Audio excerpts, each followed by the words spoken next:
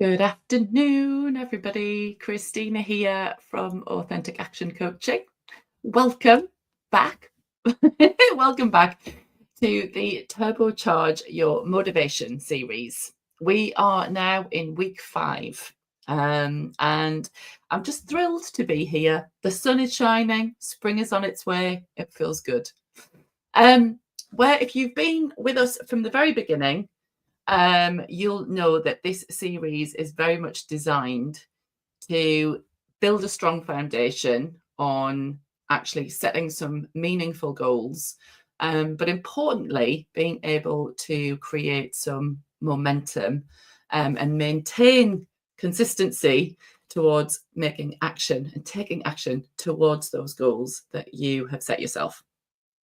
So you're in the absolute right place if you're finding yourself riding the waves of motivation, because we absolutely know that unfortunately motivation doesn't stay with us all of the time, and we need to engage with methods, frameworks, tools, tips to be able to keep maintaining and coming back to why we've started a thing, to actually gain some momentum to keep moving forward and not lose track of where we want to be.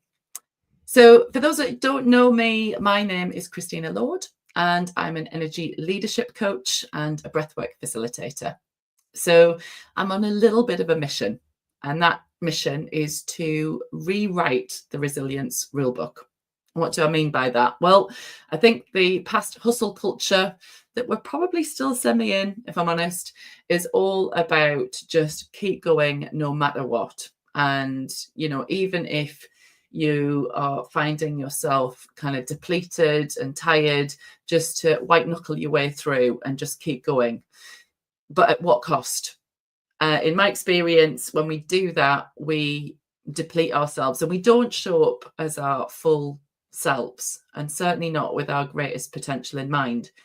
No, I believe that there is another way to create sustainable motivation, to create sustainable success, which doesn't mean killing yourself, because let's face it, success shouldn't come at the cost of your health, because we know that if you don't have your health, then you don't have anything. You need to have a baseline of energy to be able to enjoy your day to day, rather than just chasing endless goals, chasing that dopamine hit that, let's face it, can feel like a hungry ghost.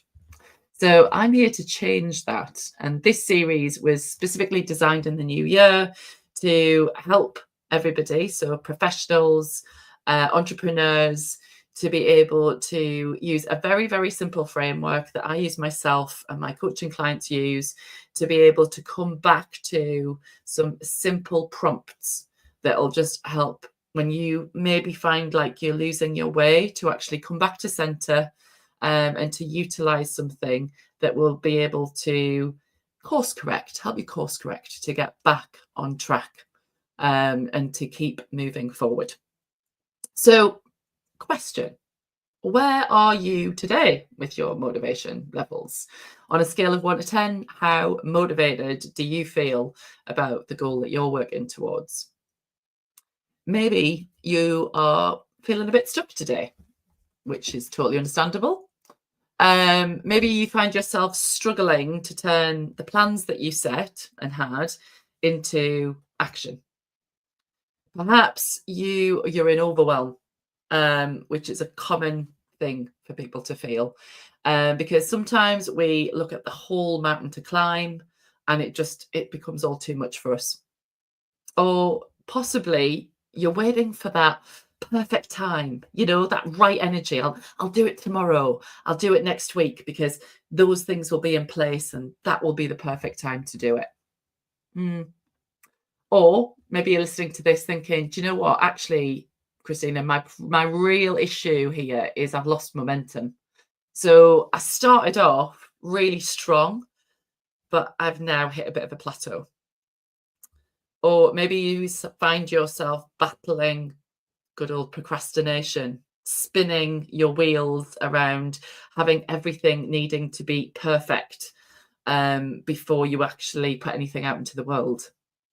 Or maybe your loss of momentum is coming from a place of just feeling distracted, not particularly focused, or maybe you're actually just pulled in too many directions. And that is something that I see so often with my coaching clients who are entrepreneurs and have had an ADHD diagnosis.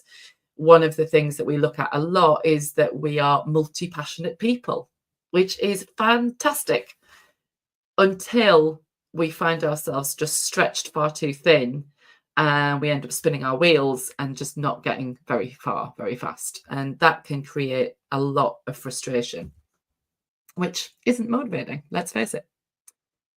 The other thing that I see that you might be sitting here thinking is, do you know what? Actually, I was making really good headway. I was making really good momentum. But now I'm actually maybe feeling on the edge of burnout, which again, I see as a common factor within a lot of my clients, not just those business owners who have ADHD. Like I mentioned about the hustle culture, we can find ourselves just pushing far too hard and we become drained and disconnected. Maybe we've lost touch with our why. We've lost touch with, why did I even set this goal in the first place? I've forgotten because I've just dived into all of the ticking off the tasks and I'm not actually bringing any real meaning to what I'm doing. And I think with that, what we see is that we ignore these energy dips. So we just keep powering through no matter what, even though your body is screaming at you to stop.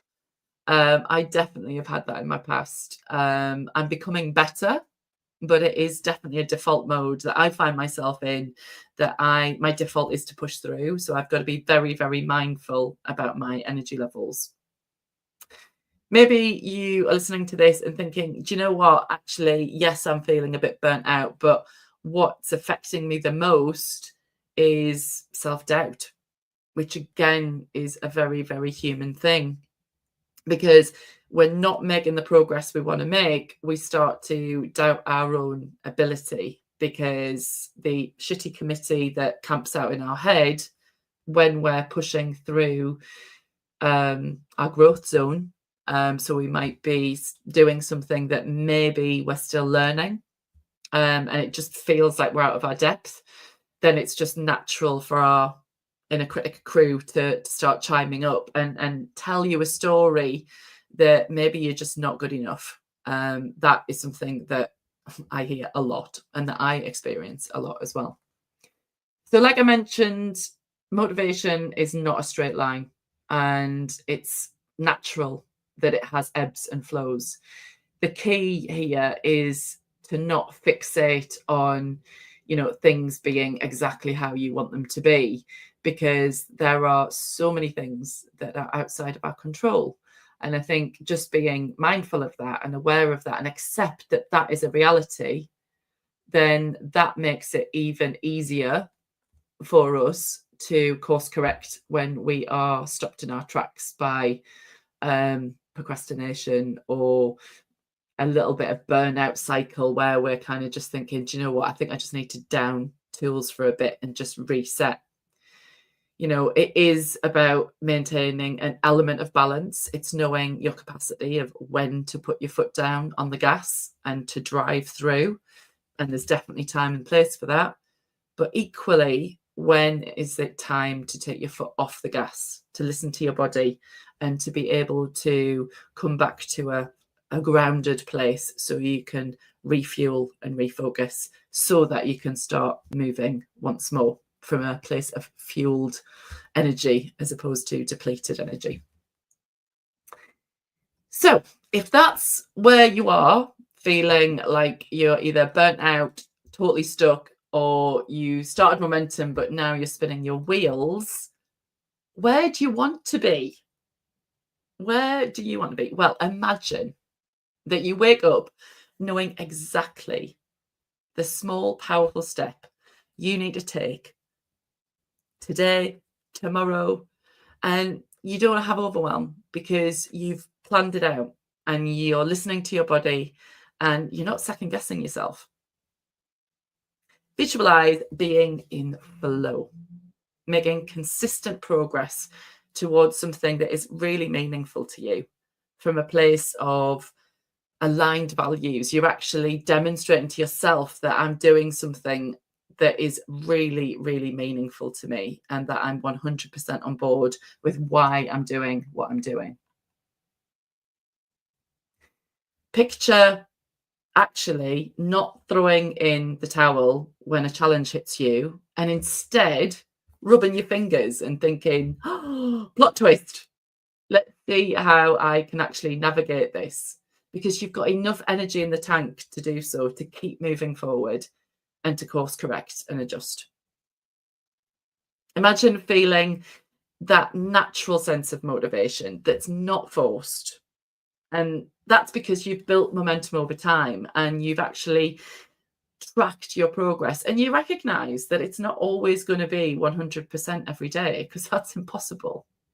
No, instead, you listen into your mind, your body, what you've got on that week, and you plan and adjust, making sure that you are making some headway, but not raising the bar so high that actually you end up bombing the next day.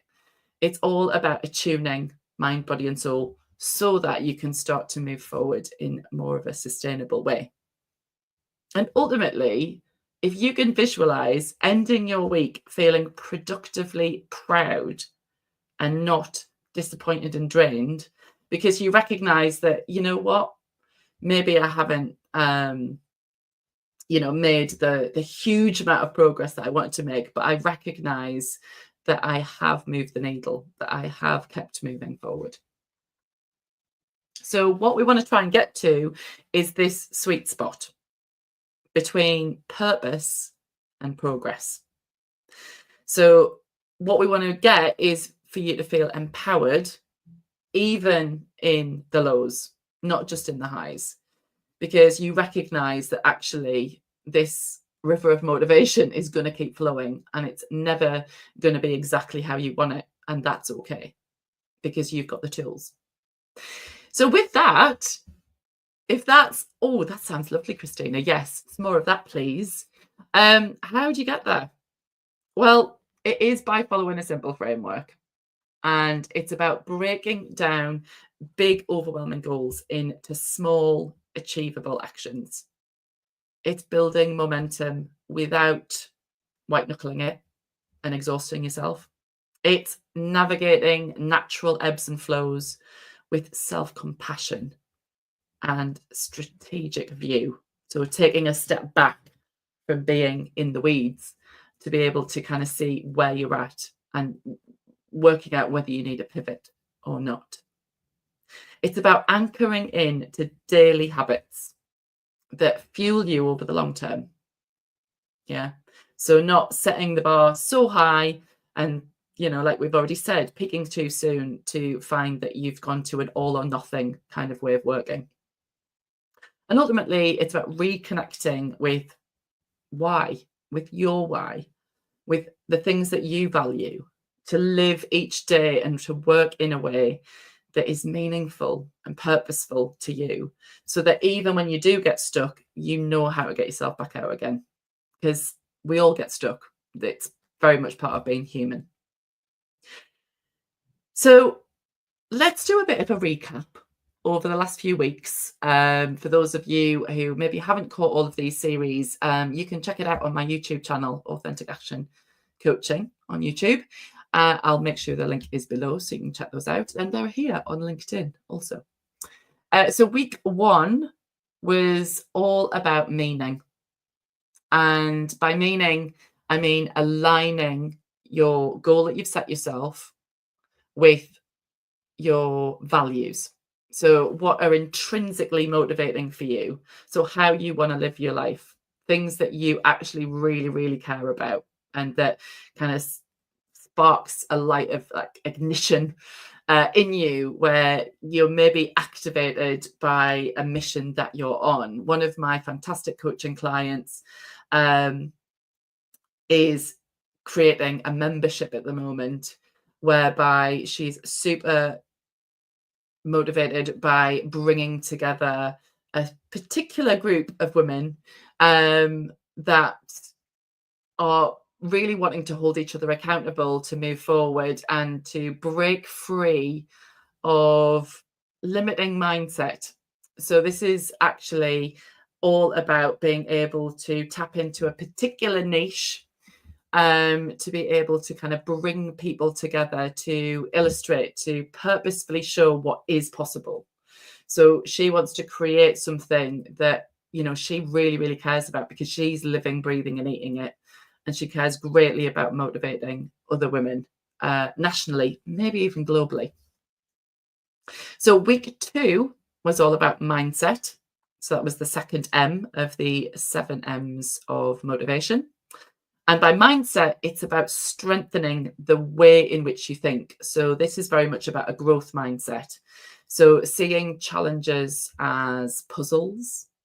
So not getting derailed when something doesn't go your way, because let's face it, most of the time, most of the things are outside of our control.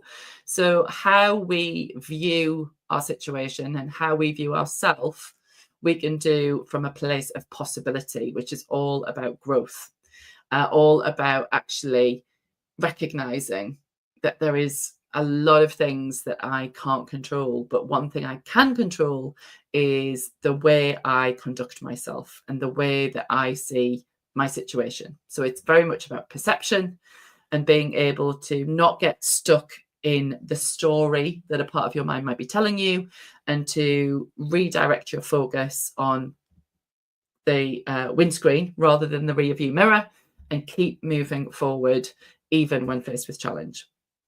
Week 3 was mantra. Here we talked about the power of words, and being able to put together kind of like a cheerleading chant, if you will, to be able to remind yourself that when you are getting stuck, when you are feeling like you've maybe lost track of your why, maybe you've had one too many things go wrong, that you need to kind of rouse yourself back up again, to be able to, remind yourself and refuel why you're doing what you're doing, so that you can actually pick back up your energy. I often say, sometimes we need to have a word with ourselves, don't we? I actually was just there yesterday morning. I was feeling a little bit depleted, and I used my very simple mantra of, you're doing it. You've got this. It can be something that's very short and sweet, but it's just that energy that you bring behind that set of words that actually just gives you a loving truth bitch slap, is what I like to phrase it as. So a mantra, don't underestimate the power of words, because they can really help alongside these other M's in the framework. So mantra was week 3. Week 4, last week, was metric.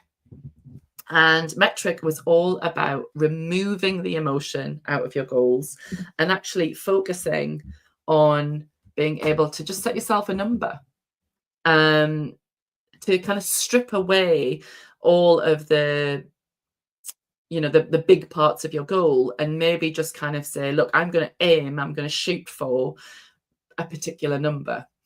So obviously the beauty of doing that is, by just going after that number, you're just focused on, right, well, that's what I'm going to shoot for. That's what I'm going to measure my progress on. And I'm not going to worry about all of the whys and wherefores as part of the overall picture. No, I'm going to simplify how I'm going to view this and just simply work towards my metric, my number. So we talked about actually what should get measured. If you have set yourself a number and you track it and measure it, that you will look back after a week or month or more and realize that all of those incremental steps led up to you making progression, which then you can start to really celebrate the fact that you're moving forward. So here we are, week 5. And now it's time to turn all of that inner work, so the meaning, the mindset, the mantra, the metric, it's time to do that and to bring it all into action by making a move. So, week 5, all about making a move. So, today I'm going to cover how we make meaningful progress, even when our motivation is low.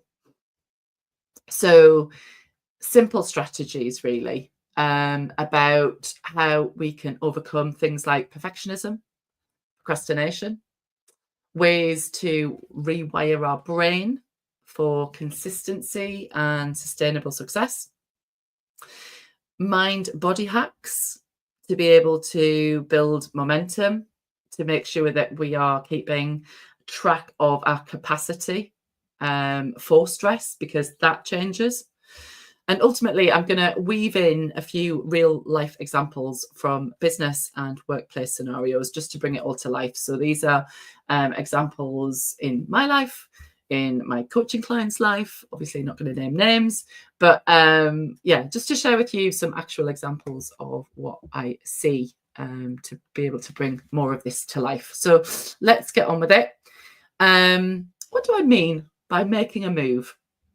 Well, let's have a look at the definition of making a move, and that's to take intentional, tangible action, no matter how small, towards your goal. So the key words are intentional. If you are intentional, you are purposefully taking an action that is in total alignment with the direction that you want to head in. And the other key part of this is to make sure that you're not raising that bar too high and that you're recognizing that it's small steps. So it's the small here and now things that we can do, knowing that they will add up over time. So why does it really matter? Well, I'm hoping it's kind of obvious, really, but momentum is built through being able to take those small shifts. So I often think of the analogy of riding a bike. It's like the first few rotations that you do with the pedals feel hard, but actually the more that you do them, you get into a rhythm, which becomes, momentum building, and therefore becomes motivational because you have started, you're on track. So here, we're not about waiting for the perfect moment, which often leads us into stagnation. And instead, we're being a lot more thoughtful and intentional about actually making some moves that are going to bring a whole load of meaning to the task in hand.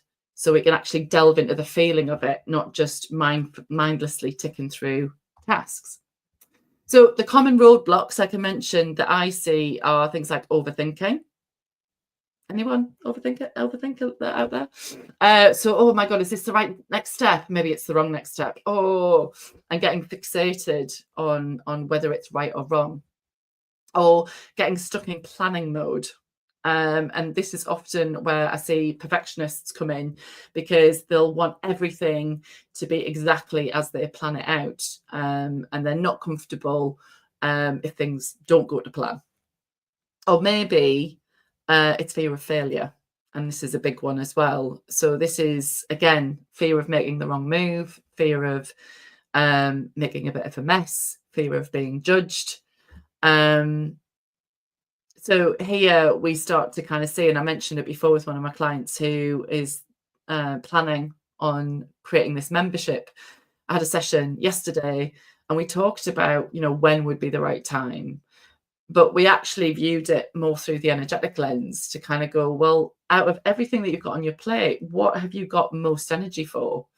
What actually feels natural next step for you? I think sometimes we can almost become a little bit too logical and strategic and lose our energy, because in my experience, to keep up that momentum, you want to really create some playful fun, but also the ability to focus and actually get on and do as well. So again, it's that balance, really. So next, we're going to talk about why breaking down big goals into super small tasks makes all of the difference. So this looks at the psychology of progress. So we look at the small wins. Like we know, neurologically, we get the dopamine hit. So one thing that we need to be aware of with the pings of our phone and all of the different notifications that we're getting, we are more and more programmed to have that immediate gratification, so that immediate dopamine. People that are successful actually recognize that delayed gratification is the way forward. So a great example of this is the gym. You know, you don't go to the gym, lift some weights, and then bam, and you've suddenly got loads of muscle. Of course you don't. No, instead, you recognize that over time, I will start seeing the difference. I will start feeling the difference because I'm putting in the work. So the next point is to look at, really, as we break down these goals. So what's the best way to eat an elephant? I'll say that again. What's the best way of eating an elephant? Well, it's one bite at a time, right? It's one step at a time. We can't do everything all at once. So sometimes we just need to be as present as we can with ourselves and just focus all of our attention just on one step. Close the tabs down on the computer and just focus on maybe setting a timer, Pomodoro technique, and just focus on actually the task in hand. So this reduces overwhelm because we actually just see a doable task as something that's quick, easy, and that doesn't take a lot of time or complexity. It doesn't feel heavy and overwhelming because we're simplifying. A question I love to ask myself is, what would this look like if it was simple? So again, the common struggles I see here is feeling paralyzed by fear. So we get into such an overwhelm that we actually have this like freeze response where we actually just feel totally activated, where we just can't even do anything because we've got ourselves so worked up. Sometimes we ignore progress because it doesn't feel big enough. Like I want to make strides and leaps ahead. And sometimes we need to recognize that actually it's not always going to be that way.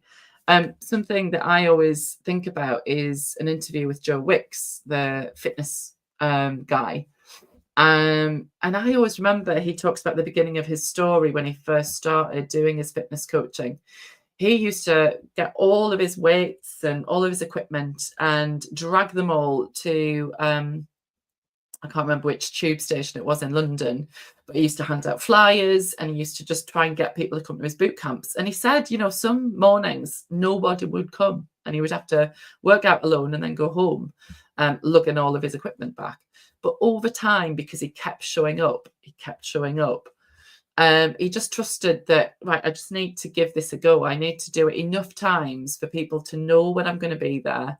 And to actually have an experience so that they'll come back. And he kept doing it and he built it. And obviously, look at where he is now. Pretty amazing. So a lot of the time as well, I see people lose steam after initial burst of energy.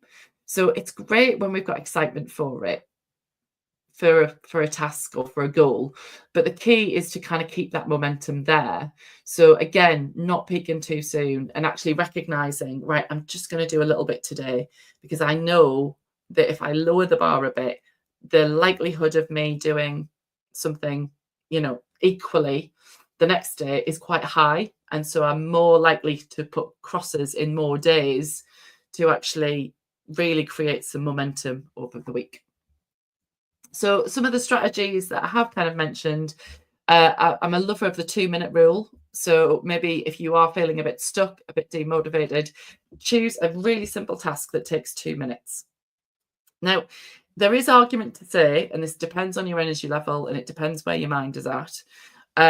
Eat the frog is also another, but it's kind of, I suppose, like the opposite of the 2-minute rule.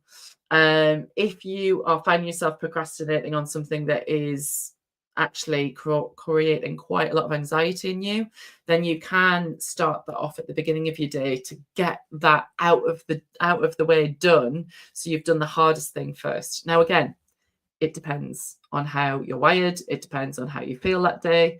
It depends on what those tasks are. But you've got 2 there. So the 2-minute rule, keep it very simple, or you can go to the other end of the scale and eat the frog. Do the thing that you don't really want to do, but just put all your energy and focus behind it. And then just, imagine the feel-good feels that you're going to have by applying yourself and finishing it. Another one that we've mentioned is micro goals. So to create a roadmap. So something I love to do with my clients is, right, let's look at your big goal and let's look at how you break that down. Now, why is coaching so effective in this area? Because we're objective. That's why I have a coach. Because when you're sat inside the jar, you can't read the label.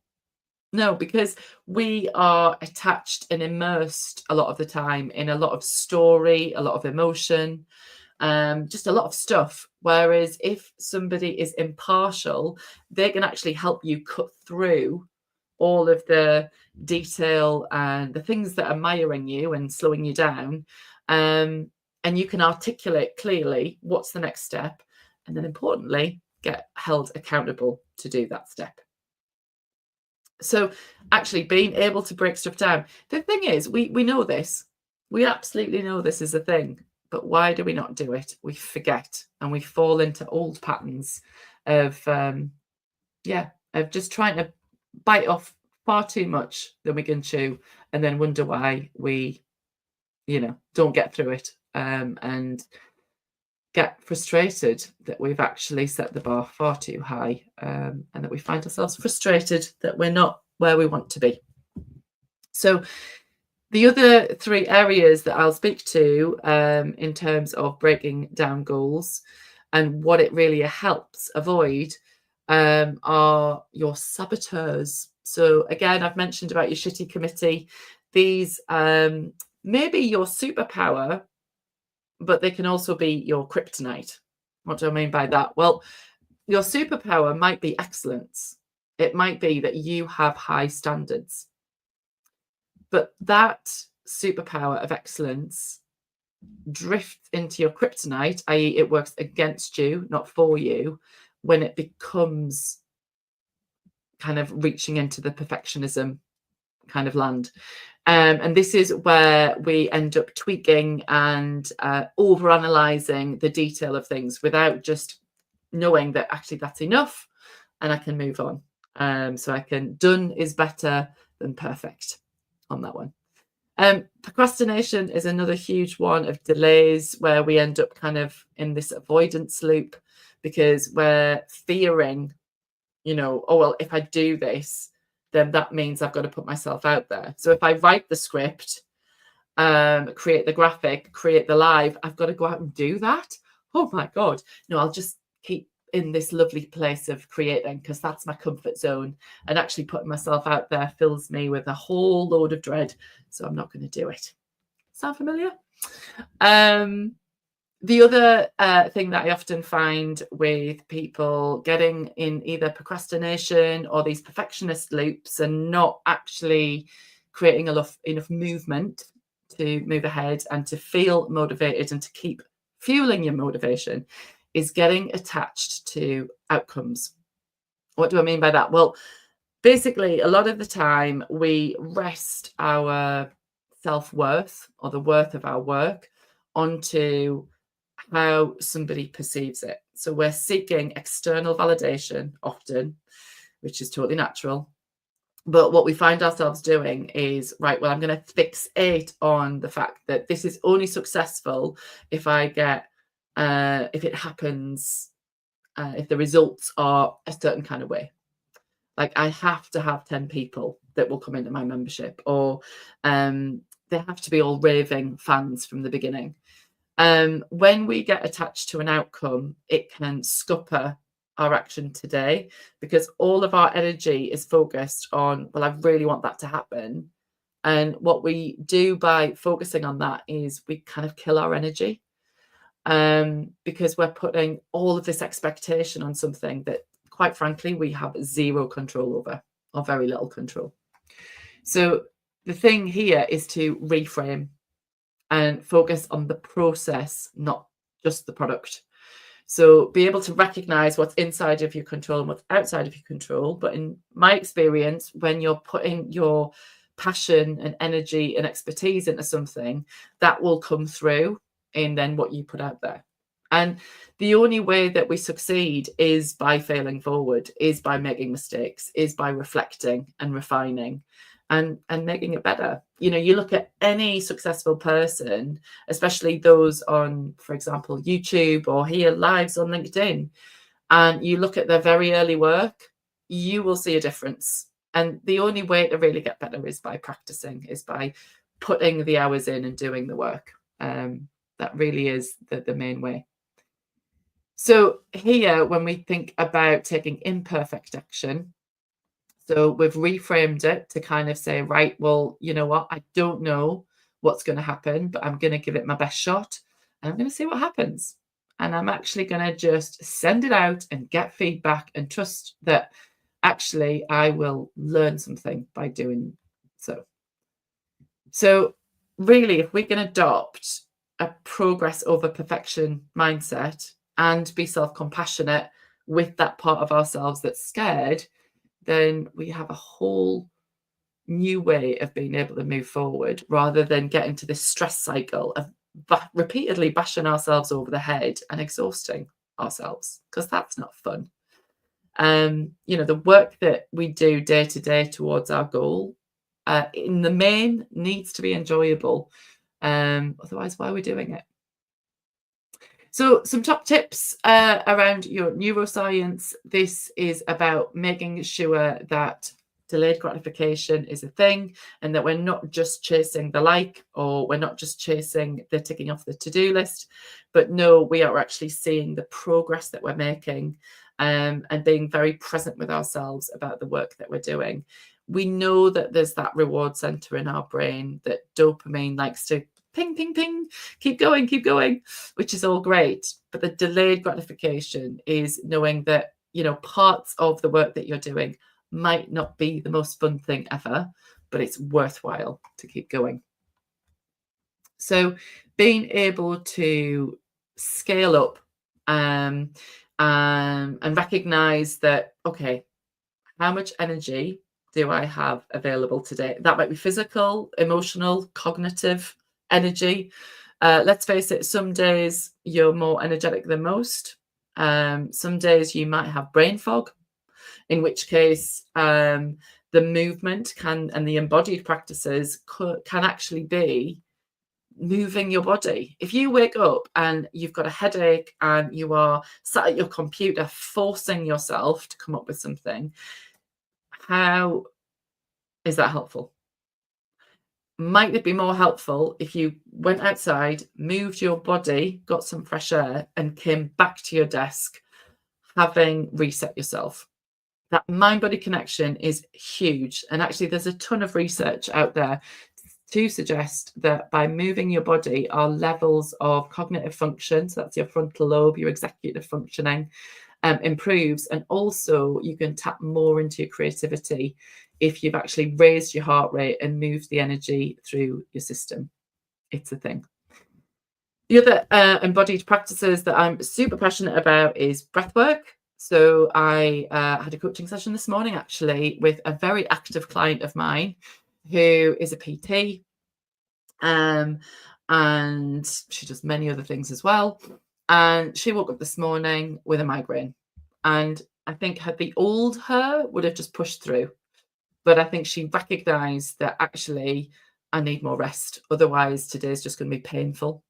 So she gave herself that permission. She listened to her body and she gave herself permission to have a bit more sleep, to have a bit of a kind of slower start to the day, moved some stuff around, actually came on the coaching call, and we ended up doing some breath work to be able to shift her headache, balance her central nervous system, because like I always say, the way that you breathe is the remote control to your central nervous system. So by altering your breath, by slowing it down, by deepening it, by placing your focus on different parts of your body and being able to be a lot more aware of the breath moving in and out, relaxing your muscles, your joints, your fascia, that all has the power to be able to reset. So it allows your cognition and the other parts of yourself to come back online again, rather than just being in this fight or flight push through all of the time, which is not conducive. And we know that burnout happens when we're just on this treadmill and we're not giving ourselves proper time to take the foot off the gas, rest, reset. Rest is such a huge part of it. So, to summarize, with bringing on movement and making a move, you're clear on your meaning. You are practicing a growth mindset. So you're seeing everything as possibility and opportunity, thinking in a flexible way. So even when things are outside of your control that go wrong, you know that you can course correct and readjust. You've got a mantra in your pocket that you can pull out when you just need to give yourself that little bit of an injection boost. Then you've set yourself a metric of how many reps you're going to do, how many people you're going to contact, the fact that you are going to eat so many grams of protein today, whatever that metric is for you, it's meaningful and it's aligned to the ultimate goal that you set yourself. And then making a move is actually bringing all of that together, lowering the bar of expectation, knowing that, do you know what? The saboteurs are going to come, the perfectionism, the procrastination, keeping it super simple, breaking tasks down, coming back to the present moment, breathing, moving your body, and be able to just start either by eating the frog or starting with something very, very simple that allows you to gain momentum. So you're actually entering into something. So set yourself, I'm going to write one paragraph. And you might find that 20 minutes in, you've written 3 paragraphs because you've gained momentum. So I hope you found that helpful. I would love to know what goal you're working on. There is a free 7Ms framework PDF. I'll drop the link in the comments below so you can grab it. If you are finding yourself in a state of being stuck, or you're procrastinating, or you just can't see a way forward, get in touch. I run free discovery sessions, so happy to do a dive into what's going on for you, and just help you pinpoint what might be getting in your way and how you might be able to course correct. And yeah, it's all for the taking. And sometimes we just need some objectivity to be able to take a breath, recognize patterns that are repeating so that we can take a step back, breathe, refocus, slow down to speed back up again, to ride those ebbs and flows of motivational waves, because that's the reality that we're facing with.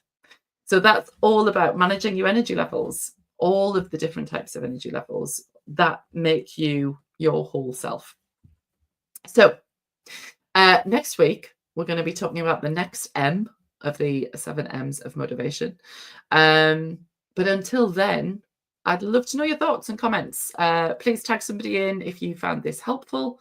Like I say, if you want to catch replay on any of them, go and check out my YouTube channel at Authentic Action Coaching on YouTube. And with that, I will wish you a beautiful rest of your Tuesday. Take care.